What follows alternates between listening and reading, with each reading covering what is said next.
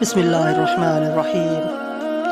دنیا کے لوگوں میں سے بدقسمت ترین وہ لوگ ہوں گے جو قیامت کا منظر کو خود اپنی آنکھوں سے دیکھیں گے، اور روز یعنی قیامت کے دن سے پہلے ایک دم ایک خوفناک آواز آئے گی جس کے خوف سے سب لوگ سب کچھ بھول جائیں گے۔ اس خوفناک آواز کے بعد سورج پھٹ جائے گا، تارے ٹوٹ جائیں گے، چاند بکھر کر ریزہ ریزہ ہو جائے گا، اور زمین میں دراڑیں پڑ جائیں گی اور پہاڑ روئی بن جائیں گے، سمندروں میں آگ لگ جائے گی، دنیا تہس نہس ہو جائے گی۔ اور اس خوفناک آواز کے ساتھ پوری دنیا کو اللہ تعالیٰ موت دے دے گا۔ جب سب کچھ ختم ہو جائے گا، پھر پہلے دوسرے تیسرے اور اسی طرح ساتویں آسمان پر سب کو موت دی جائے گی۔ سب فرشتوں کو گرا دیا جائے گا اور انہیں زیر و زبر کر دیا جائے گا۔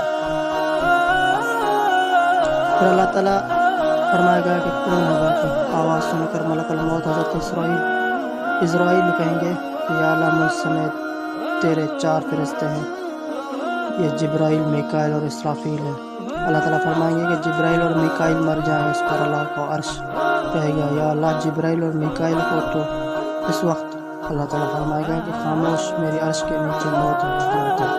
پھر دوبارہ اللہ تعالیٰ فرمائے گا کہ کون ہے باقی ہے؟ جواب آئے گا کہ عرش کے فرشتے یعنی اسرافیل اور اسرائیل۔ پھر اللہ فرمائے گا کہ اسرافیل مر جا۔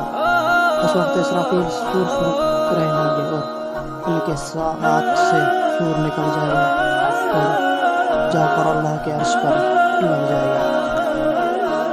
پھر اوپر اللہ اور نیچے صرف اسرائیل علیہ السلام باقی ہوں گے۔ پھر اللہ پوچھے گا کہ کون باقی ہے؟ تو جواب میں اسرائیل علیہ السلام کہیں گے بس اب تو میں ہی باقی ہوں۔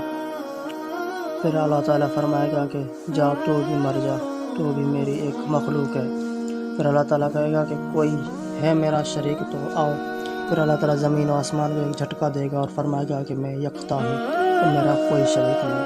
اللہ اکبر۔ تبارک و تعالیٰ سے دعا ہے کہ اللہ ہم سب کو ایمان والی زندگی اور ایمان والی موت عطا فرمائے۔ آمین۔